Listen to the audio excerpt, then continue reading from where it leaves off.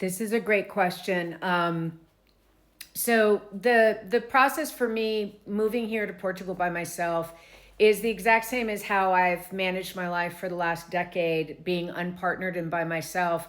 Is I just establish a handful of people that can be emergency contacts that are in my phone, and I carry a piece of paper in my wallet so that if I get picked up by EMS or something happens, they know to call them and say, hey, this person is in the hospital and you are listed as an emergency contact. And so then they have permission by default to talk to the providers.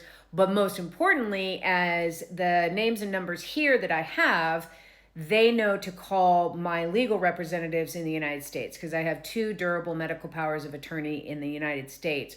So they would start that circle of conversation. And that's the same thing I did in the United States as well, is wherever I was living at the time, I had a couple of trusted friends that were the emergency contacts, but they knew to get my legal representatives pulled into the conversation. And then, of course, whatever's happening gets discussed.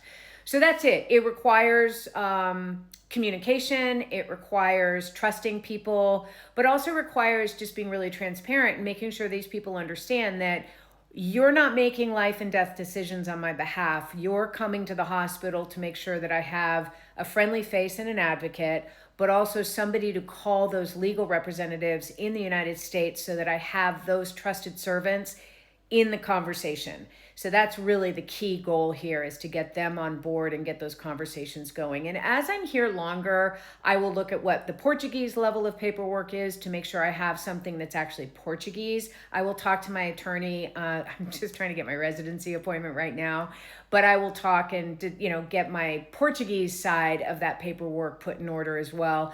I'm a little bit obsessed with having this stuff in order. It's kind of my passion topic is end of life documentation and planning.